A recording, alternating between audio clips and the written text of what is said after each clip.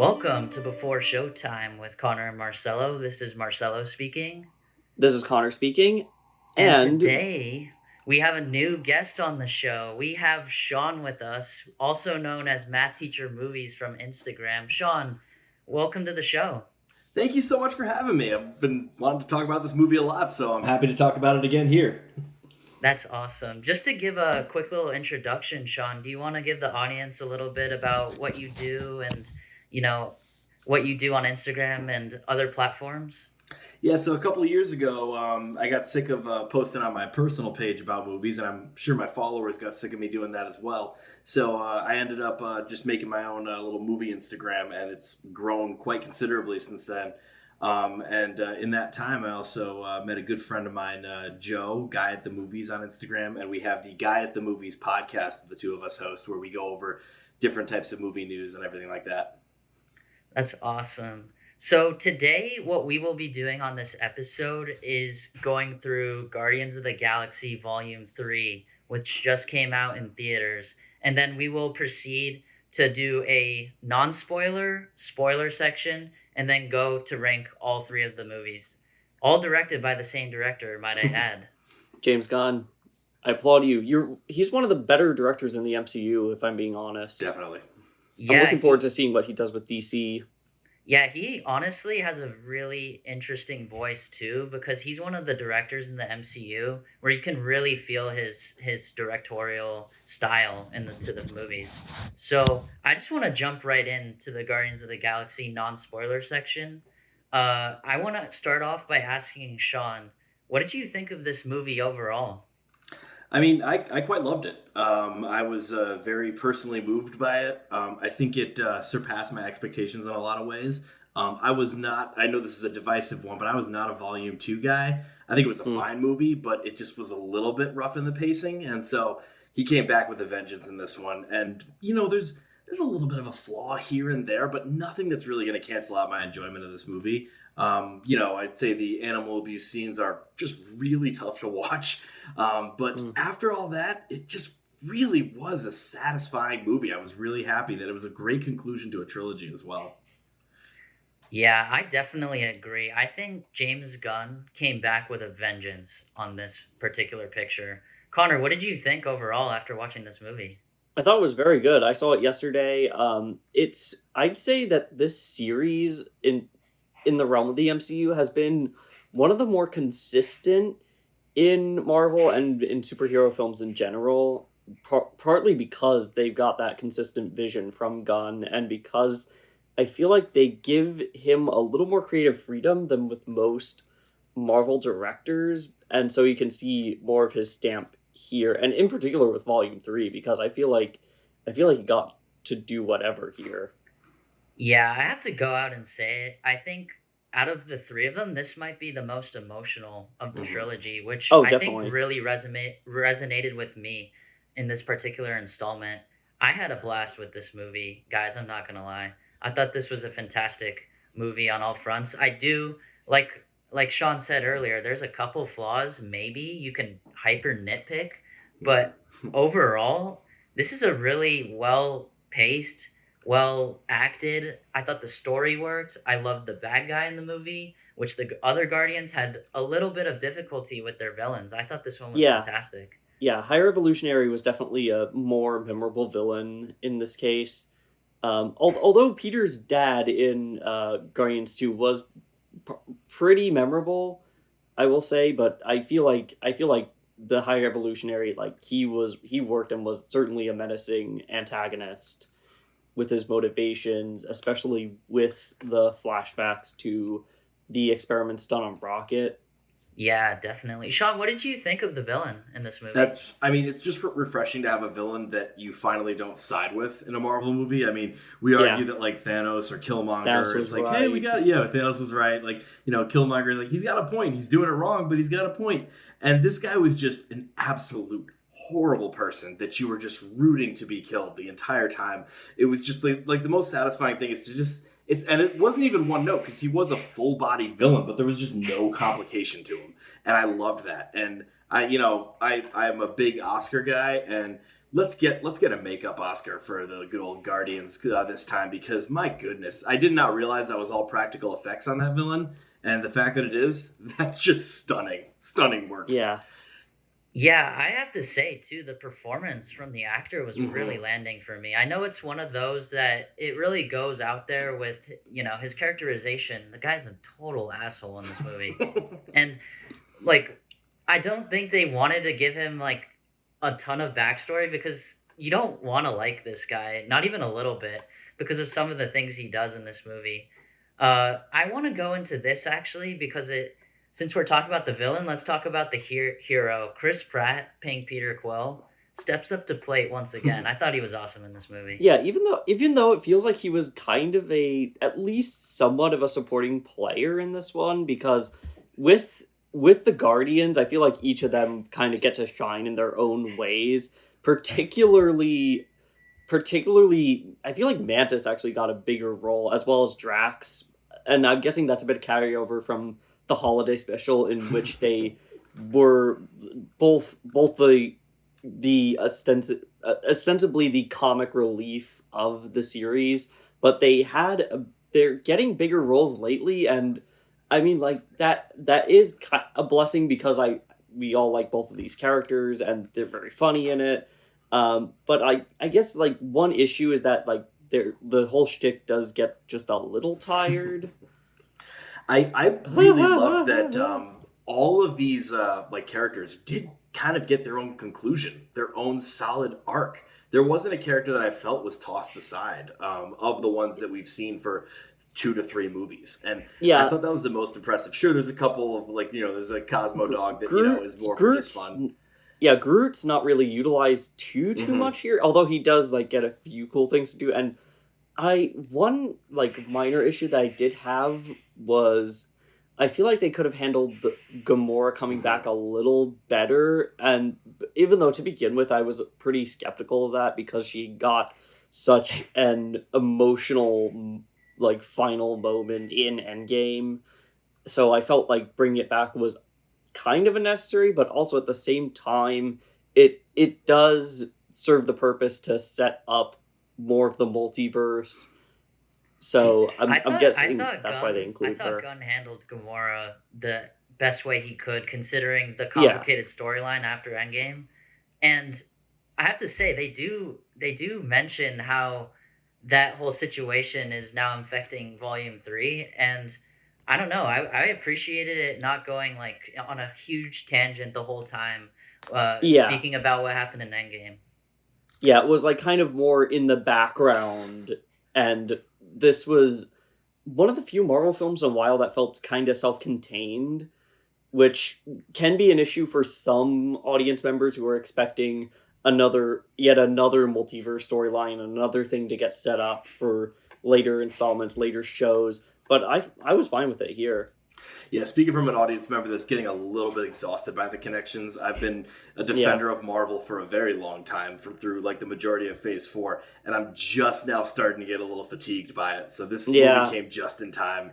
I think Gamora was an interesting addition.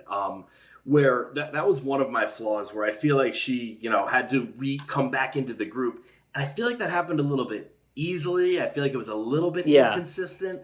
But, I mean, I still liked the fact that it was a different Gamora, and there was a different storyline there. And they paid heed to that. They didn't cheapen that, which I thought was a very interesting move. Like, we know, like, right off the bat that this is a completely different person than we saw in the first 2 pictures. Yeah, and I think, too, like, just on the topic of juggling the whole other plot points of the MCU, I thought this movie did better than a lot of recent installments, including Wakanda Forever, which was just inserting random storylines to get a Disney Plus show.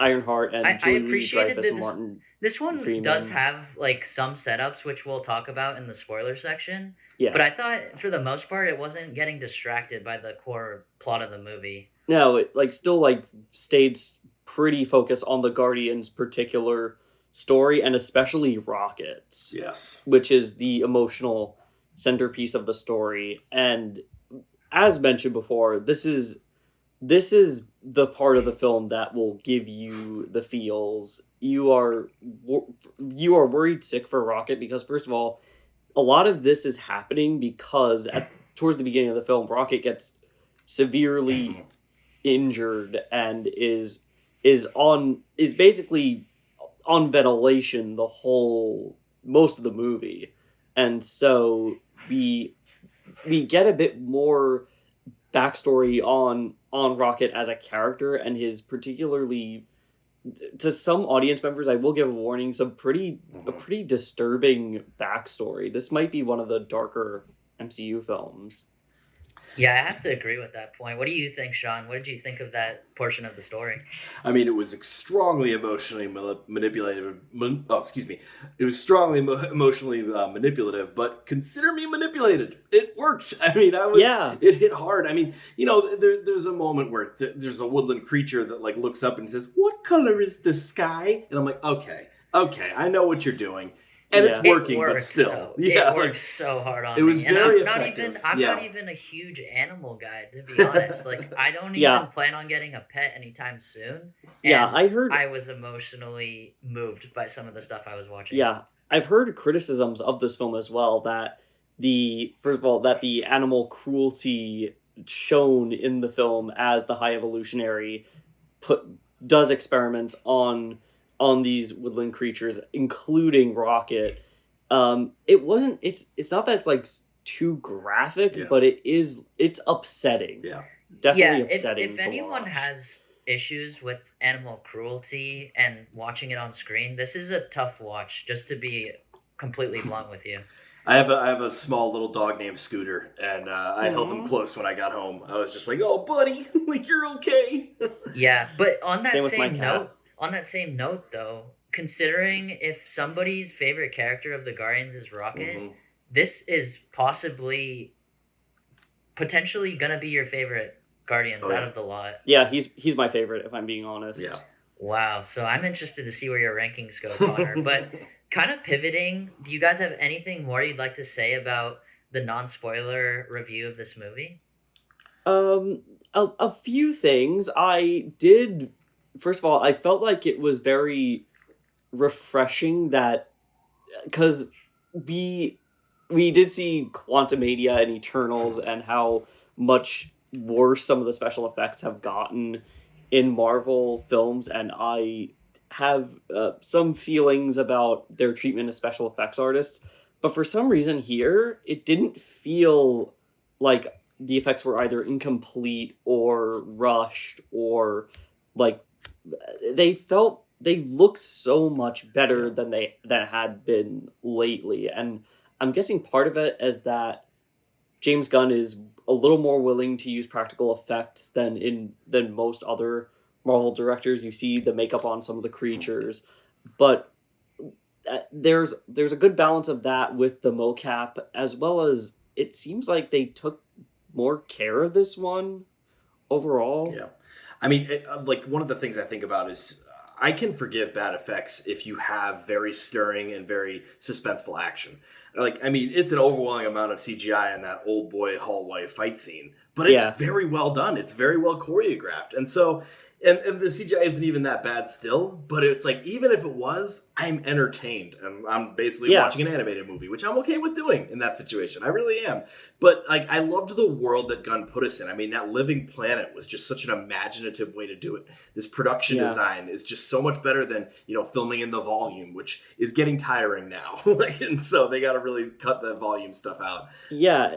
And it also feels like there were some parts where they did film on real sets and locations, whereas, like, contrast that with Quantumania, which was all green screen. And that's a bit of the bad taste that Quantumania has kind of left in the mouths of a lot of, like, critics and Marvel fans and audiences in general, is still a little present, but along with the constant barrage of the Disney Plus series, and that's kind of adding up to a bit of uncertainty about Marvel, which after watching Quantumania and not really caring for it, I felt kind of similarly jaded. But I feel like in that respect, Guardians Volume 3 was a return to form. Yeah. I felt like I was going to watch a phase 2 or 3 movie again. Yeah, and I think that's to Gunn's credit, to be honest, because I don't think there's a single one of these Guardians where I thought even the effects were just like completely trash looking, which, you know, it's tough with these kind of worlds he's building in these movies because, you know, as people know from the trailers, this one gets pretty wacky at points. I would say out of like in terms of trippy Guardian movies, this might be up there as the most trippy. What did you do? You guys think that, or are you on a different page? I would say it did. I mean, you know, like I'm going to call it out again, that Living Planet, like, you know, besides the animal cruelty stuff, that's the stuff that kept me up at night. That was just like this, from the sound to like the concept of that, it just really was freaky. And so I think that just that alone, and that was even this deviation that ended up not even mattering because they still couldn't get the kill switch code and we had to go follow the guy somewhere else, which I was okay with that diversion because it was still a fun, adventurous time where they spent time with each other. But like they did that just to like really almost show off, which was quite brilliant in a cinematic way. Yeah, and also some of that surrealism also goes into some of the humor compared to the other Guardians films. Here, it's a little more like silly absurdist more than comic relief because I mean Mantis does make a guy dance. That was pretty amusing to watch. Although I don't know if the humor completely worked as well as in other films in the series though. I feel like that's kind of an issue that at least I'm having with a lot of Marvel films lately is that sometimes not that many times in this film, but like only a couple times, some of the jokes do interrupt emotional scenes. I think they had to find that balance, which was very tricky because, you know, you can't really cut to like a goofy Drax moment after watching Rocket get abused. And so they really had to like do a little bit of padding between each scene, I think. So I think this one definitely had a different type of style when it came to the humor. But with how dark this movie is, I think they had to go that route of just not sort of slapstick comedy that they were doing in the first couple movies. Maybe you can argue Volume 2, it gets a little darker with some of the plot points. But I think this one, it definitely is a little bit more absurdist, cut to the point comedy that I like. And I mean, for Christ's sake, this film has the first Marvel F-bomb. That was big. PG-13 F-bomb. Peter Quill be like, open the fucking door! How pissed was Samuel L. Jackson where he's like, I wanted to let out one motherfucker and you guys wouldn't let me do it, and then James Gunn lets that happen. It's unbelievable. Like, he was dying for that one motherfucker and he gets dusted instead. And then he's got to be pissed. I keep thinking of the one post-credit scene where he ends up in the blip and he's like, mother. Yeah, like, that's what I mean. He was just like, I wanted to get it. I wanted to get it. Nope, still couldn't get it. Yeah, I thought this, like, just to like kind of put a cap on this non-spoiler view, this is a great time in the theater, and I already am going to predict this. It's going to break some records of some sort, because I went to the theater today. I'm visiting some friends in New York, and not a single seat was open, so this is a great time, guys. I think word of mouth is going to help this one as well, because I think that people have been sour about Marvel for a little bit, and I think people are going to say, no, this one's good. Maybe the next few won't be, but this one was solid, and I, like, you know, check this one out, enjoy this one. Yeah, this is definitely one of the best Marvel films. I'd say in a while, definitely the best since No Way Home. Yeah, I'd agree with that. Yeah. All right, well, that about wraps up our non-spoiler section. We will now dive in straight into the spoiler section of Guardians of the Galaxy Volume 3. I'm going to start off this portion of the episode by asking Sean, what did you think when Layla just got KO'd there after, you know, having a whole storyline with Rocket as a young raccoon? Well, you know that Rocket was... we met Rocket the first time when he was hanging out with a tree, so you know that he was not hanging out with those three, so you know they were going down. And so I just sort of... like, there was this anxiety I had throughout it, knowing that, like, that escape was not going to go well. I didn't see exactly how it was going to go. I think it was really a lot tougher. Like, Lila obviously getting hit was very hard, and it was very slow. Yeah, and her last word of Sky. But I think the other two, Rocket blames himself for. And I think that's the one. Those are the ones that hit the most. I think because those are just kind of caught in the crossfire, and those hurt like almost a lot more. I think. Yeah, because they add so many, like, even more layers to Rocket's character that we don't get to see as much because he has that Brooklynese tough guy sort of, hey, I'm Rocket, sort of exterior persona to him. And that those flashback scenes definitely deconstruct that idea we've had about Rocket as a character throughout this whole series.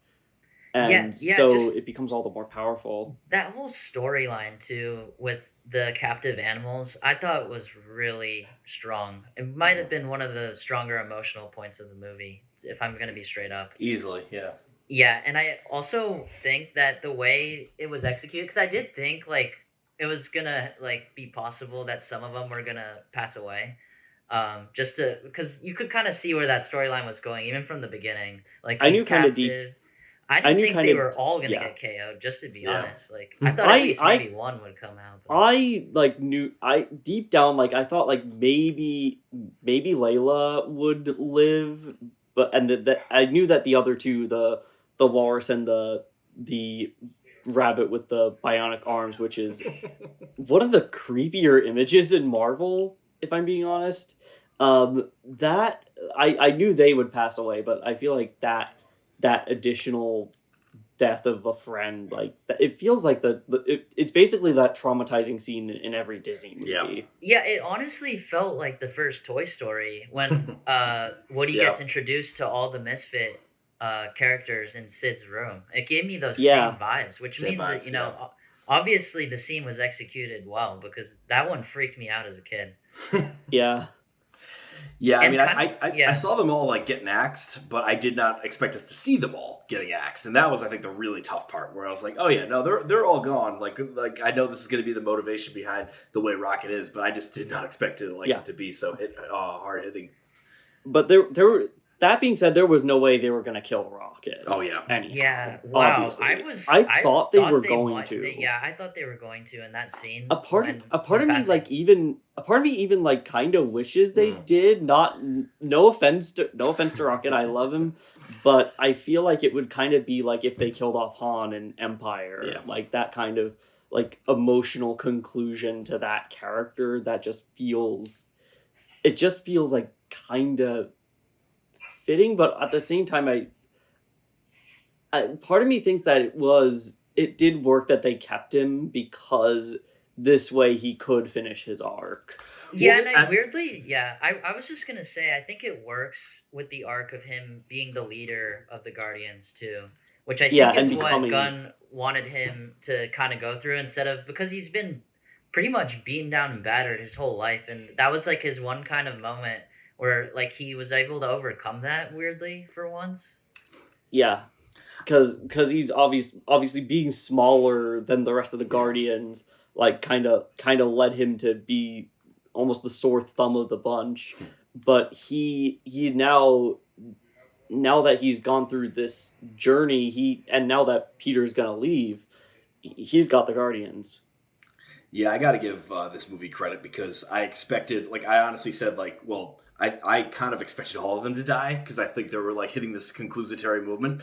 And I give a lot of credit for none of them dying. I think it was way better that way. I think that all of them approaching their own solid conclusions in different areas, them having their own agency to complete their own stories is more rebellious than any of them kicking the bucket.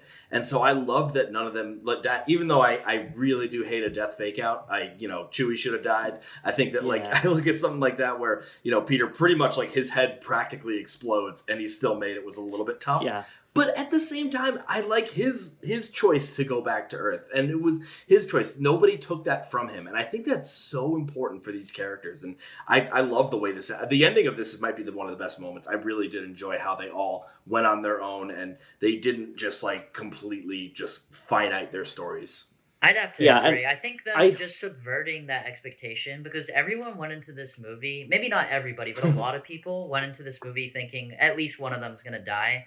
And they came out all alive and changed, obviously. Yeah, and I I sincerely hope that this is going to be the last Guardians film, which it looks like it will be, even though they did say like Peter Quill will return in the end credit sequence, because I feel like this was also a fitting kind of closer for these characters as well.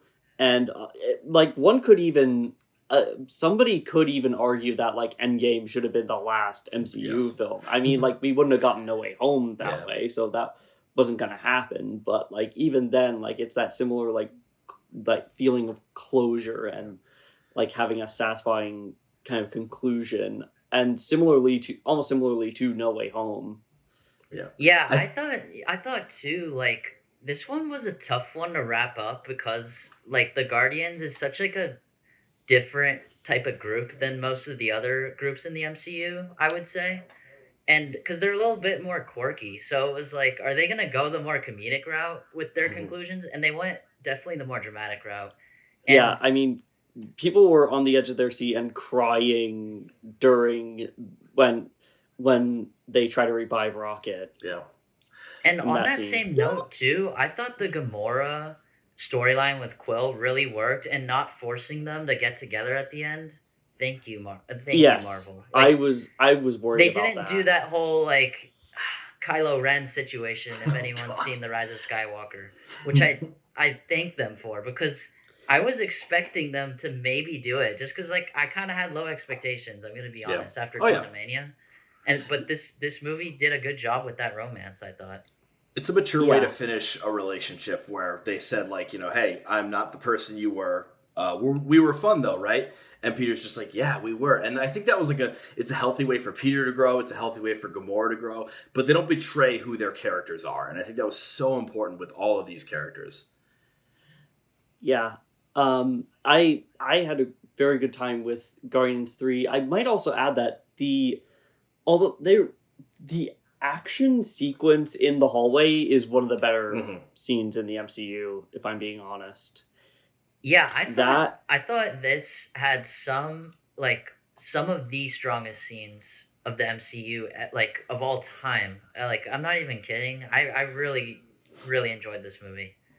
Yeah. yeah. Sean, any moments in particular that really got you like hooked or I liked the construction of the comedy that they had. I mean, there was a moment where they put the suits in a bin. Again, that doesn't often happen in Marvel when you get like immediately after like one part of the action set piece, right after something blows up, they like have a kind of a cheesy quip afterwards, and then a music pause for comedy, which is I'll admit, like as much as I do like the MCU, I have been tiring of that brand of humor. They even did it in Werewolf by Night, which I didn't think really worked in that case. But here, as shown in that moment, like I feel like that's really James Gunn's strength as a director, because he's another one of the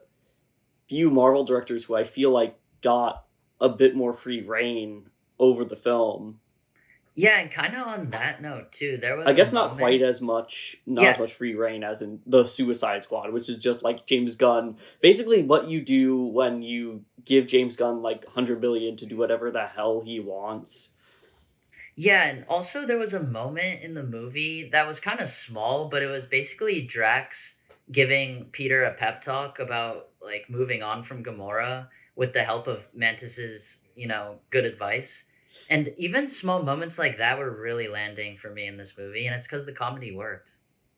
Yeah, and the one thing I had with one like, little pet peeve I had with the holiday special that was somewhat corrected here is that a lot of which is much more comedic than this film is that and by the way, if you have not seen the film and have not watched the holiday special, I would do so before seeing Guardians Volume 3, because we get introduced to several characters, including Cosmo the dog, as well as this whole new like station that is now the Guardians headquarters. Yeah. So it is quite significant in the series, and like helps add a bit more to there are a lot more scenes with Mantis and Drax in there. But one of the little issues I had is that like a lot of, I guess it's a lot of it focusing on Drax and Mantis, is that a lot of the comedy was just like Drax going like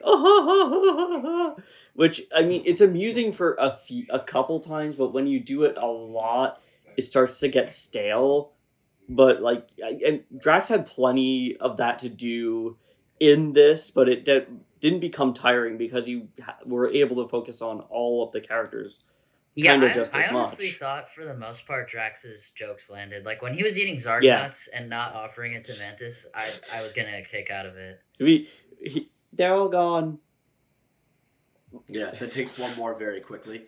I think like I liked that they had Drax as a little bit more of a stinker in this one. He was just a little bit of like a goofy boy, and I think that's what his like arc and all this has come into, where he became the goofy dad, and at the very end he became the father. And it's tough because like, oh yeah, he was a dad in the beginning of this whole thing, and he was like searching for vengeance because his family was killed. And I think that that's like a very important like road back that he took. And I love And that they on did the that for opposite of the spectrum is Nebula, and that creates all that interesting tension between the two because she like constantly lashes out at him for making all these somewhat inappropriate jokes for the situation, but like Mantis even says like we love Drax, he makes us laugh, and he saves all the kids.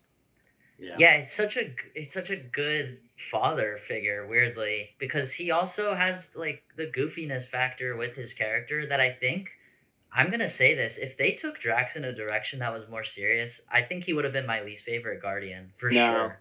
And the fact that they didn't do that, I think I'm like weirdly he's top 3 for me, if I'm gonna be honest. Oh yeah. I mean, in the first movie, he was just like a strange, odd person that was playing it completely serious the entire time, and he slowly begins to react even Yeah, better every single bit, and so he just starts to like really react well with everybody. And I think him and Palm are the perfect, like Mantis and him are the perfect pair up because they have this like balance of emotion and strangeness where one of the like they both have an innocence to them, and so that's why they worked in the holiday special together because they're both a little bit dumb, they're both a little bit dim, but they're both a lot of fun to bounce off of each other. Yeah, I think too, like just to kind of cap it with Drax a little bit, is Dave Bautista kind of honed in like more comfortably with the character by the third one. Because I think even the first one, you can argue like I don't know what that character's like motivations Yeah. are, and by this last one, I'm like I understand who this guy really is. Oh, And yeah. that's a credit to the actor portraying him. I think we should mention Adam Warlock a little bit because he kind of has a big component in the movie where he saves Peter Quill from dying. Yeah, Right. and he has that redemptive arc that I like knew that there were going to be some hints at, but I was not sure if they were going to completely go through with it. And I feel like it, for the most part, it kind of worked. Yeah. I liked the Adam Warlock of it all because I know a lot of people were critical of the portrayal of Adam in this, and I sort of get it if you're a big fan of comics and you were really psyched about seeing this character. But I mean, I'm not a big fan of comics, so I don't have that attachment. But I loved this idea of like this is an all-powerful being. So what's the weakness? Well, he's taken out of the oven too early, and so he's kind of like a child in his mind. Like, and I thought Poulter nailed that. Poulter was so good. So good in this movie. He was just such a funny, goofy, and like I love that. First of all, he was allowed to speak in his accent, which you never hear. Yeah, I love that he was. On a side note, I find it so funny when so many like American films like end up like casting like UK or Australian, New Zealand actors, and they're just confined to the American accents, and to the point where you're almost like, is this like kind of their second? It almost feels like a secondary dialect. No, I even think Christian Bale at one point was having trouble going back to his original accent because he was doing so many, American characters essentially. Yeah, and also when he hears native accent, you just can't help but think of the Terminator Salvation tape. Oh, jeez. Oh, good for you. Are there any? Hugh Laurie's another one like that he just like has this booming British accent, but he did like 9 A seasons House. of House with this smart aleck light voice. Yeah, no, it's like I think it's just kind of like to wrap a bow on this spoiler section of this podcast. I think that if if Gunn doesn't manage some of these counterbalancing comedy and drama, and it's a tight line, I must say. I thought he did it really, really well in this last installment. Yeah, I am a little cautious about this because it's the DCEU we're talking about, but I am I am hoping he does like just as much good work in the DCEU as he did for Marvel, because that's a universe with like probably even bigger limitations than this one. Well, that about wraps up our spoiler thoughts on Guardians Volume 3. We're going to conclude this episode by really quickly ranking each Guardians movie and briefly explaining why we're putting those in those spots. So we're going to start with our number 3 picks and then go number 2 and then finish out number 1. So I'm going to start with my number 3 pick, which is Guardians Volume 2. And Same. my main reasoning is I have to say this. It's still a strong film, one of the better ones of the MCU, but I think some of the plot got a little slow for me at times, if that makes sense. The pacing wasn't as good as the other ones for me, and I don't know, I just didn't like the ride as much as the other 2 movies. Okay, my number 2 is Guardians Volume 1. So the first Oh. Guardians of the Galaxy movie. Hot take. Yeah, so I'm gonna talk about number 1 now. This is a great, great group superhero movie that I think was really tough because, like I said before, comedy and drama to balance it, super difficult, and I thought it did it excellently. Yeah, my number 2 is going to be, because my number 2 is actually going to be Volume 3, because I don't tend to have too much recency bias. I think it's probably like I guess it's like a slightly more like conclusive kind of movie, but at the same time, I do it has a couple of the MCU flaws that have that, but not quite as bad as they have been lately.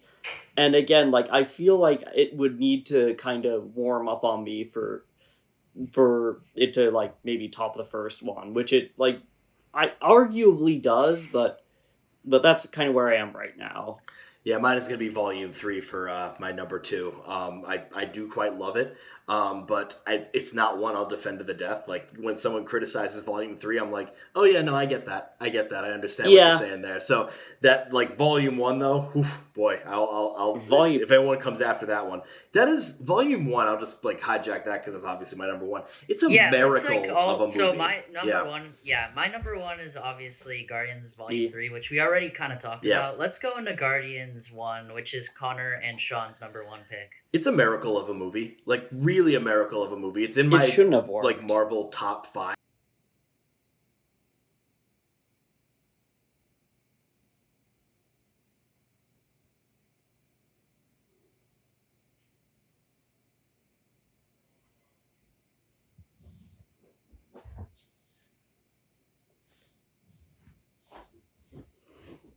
Watching like Volume 3, and I was just like grateful that it was still around, and it just like made me just happy and bubbly inside. Yeah, and it came at such a moment. It came during Phase 2 in particular, so we hadn't quite seen something really like this in Marvel. There had obviously been the humor and some of the kookiness, but not quite as much as it was here, and that was part of the charm of Guardians Volume 3. It was a different direction for Marvel, because as soon as I saw that first trailer when I was a kid and it first came out, I was like, this is gonna be an interesting pivot for Marvel, whether it works or not. And it did. What a bunch of a-holes. Part of that pivot being the guy from Parks and Rec was the star of this movie, which I think has to be said. This Chris Pratt showcase, in terms of like his big budget showcase, was was awesome. Like I Yeah. did not see this coming from the Parks and Rec guy. I'm gonna be honest. Yeah, he was definitely more like utilized in volumes 1 and 2 in particular as well. Yeah. So you have a somewhat like more clear leader of the Guardians in that case, and plus it's just such a well done, one of the better comic book movies in a minute.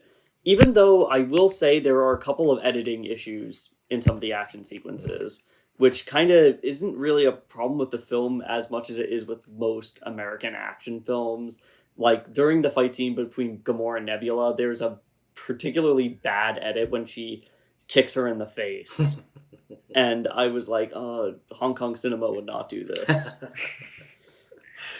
Yeah. I think too, the fact that it came after Avengers, I was a little bit skeptical when the first movie came out, and it just surpassed every single expectation. And because that end to Phase 1 is like at that point that was the benchmark for Marvel. This was it. I know it's 11 years ago already. It's already and it's not that long ago historically, but it feels like an eternity since we've had like kind of relatively self-contained Marvel movies leading up to that big moment of the Avengers. And so where do we go from here? And then all of a sudden James Gunn is hired to direct who did he had just done Super and Slither, which were both like kind of ironic cult hits genre films. But so we were definitely going to get something quirkier, but we weren't sure if he could, revive these kind of obscure characters from the comics, one of which is a talking raccoon and the other one's a talking tree who says, "I am Groot" the whole time.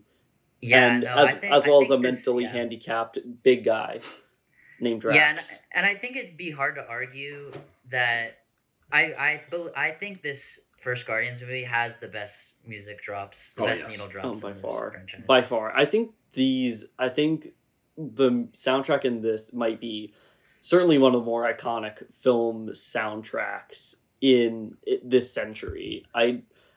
Who hasn't listened to the Awesome Mix at least 3 times? It is nuts that I actually downloaded that from iTunes like a freaking Fed. Like I didn't even illegally take it. I was like, no, I'm buying this. My brother gets vinyl sometimes. He got the Guardians vinyl that's gotta be he awesome has good taste in music. Yeah. Yeah, I feel like that works probably best on an analog format, definitely. if anything. And that was also one I kind of warmed up to the more times I watched it. Mm-hmm. Because the first time I saw it, I enjoyed it, but I was not quite sure. And then now that's a film whenever it comes on, I don't mind putting it on. And it's so tricky because it is not even just a talking raccoon and a talking tree. There's several alien races and a war, and they're trying to pack all of this in, and they do it with a clever limited amount of exposition. So if you're really trying to think during it, it's tough, but in general, it's still a rockin' good time if you just accept, okay, the Blablicons are invading Blablikistan, and then, you're fine with it. And you just kind of enjoy that and buckle up. Yeah. Yeah. And we are Groot. Yeah, man, we are. We are Groot. Well, that about wraps up our rankings for this episode today. I just want to thank Sean again for hopping on this episode. It was really fun talking to you about Guardians. Thanks so much for having me, guys. This was a great time. Thank you. Do you have any plug that you want to give for our followers to maybe go follow you on Instagram, TikTok? Of course, Math Teacher Movies on Instagram and TikTok and Twitter, but I'm not really on Twitter that much. I try, but it's just not great. And then also the Guy at the Movies podcast, wherever you get your podcasts. New episodes come out every Monday. Awesome. Yeah, guys, I'm not going to lie. Some of his TikToks make me laugh, and I'm in public areas, and I don't want to laugh at that time, and I start cracking up. So this guy has some great, and also he does reviews on movies that are not typically seen. Yeah, I go deep in the Criterion channel. Yes. That's awesome, dude. Yeah, keep it up because it's good. Thank you. Yeah. Also on that note, please subscribe to Before Showtime on either YouTube or go follow us on TikTok if that's more your preferred type of media. Because, this is what we're going to do for the future. Try to get as many guests that are willing to be on here and discuss movies. So thanks a lot for making it this far, and catch you next time on Before Showtime with Connor and Marcelo.